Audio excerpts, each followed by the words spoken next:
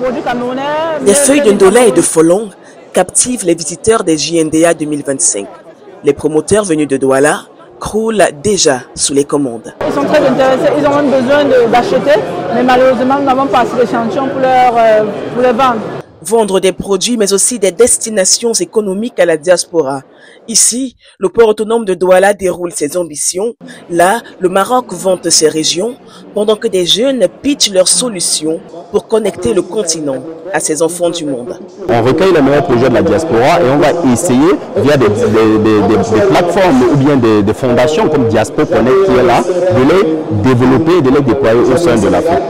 On sent bien qu'il y a une véritable volonté des Marocains du monde. Il y a beaucoup d'opportunités qui s'ouvrent au Maroc comme dans toute l'Afrique. Le challenge, c'est de concrétiser, de ne pas rater ce rendez-vous, ce momentum. Donc en fait, on dresse des ponts entre des personnes qui sont dans la diaspora et qui ont des projets patrimoniaux ou entrepreneuriaux en Afrique et qui cherchent à lever des fonds. Donc on les accompagne dans la levée de fonds pour financer leurs projets en Afrique. Pour cette 12e édition, les JNDA font salle comble. Panel ministériel et conférences dressent le portrait d'un continent qui aiguise tous les appétits, mais peine à valoriser le potentiel de ces diasporas. Il s'agit de replacer la diaspora comme étant un acteur vital qui va accompagner le développement d'un continent vers lequel tout le monde veut aller. Eh bien, de ces opportunités-là, nous devons en faire des réussites, nous devons créer de la valeur, nous devons tracer un chemin d'espérance pour cette jeunesse diasporique. Et donc, il était important de mettre au cœur de cette édition l'enjeu du changement par les entrepreneurs. C'est un continent où tout est à faire. J'ai dit, si on peut avoir un pied ici et un pied là, c'est mieux.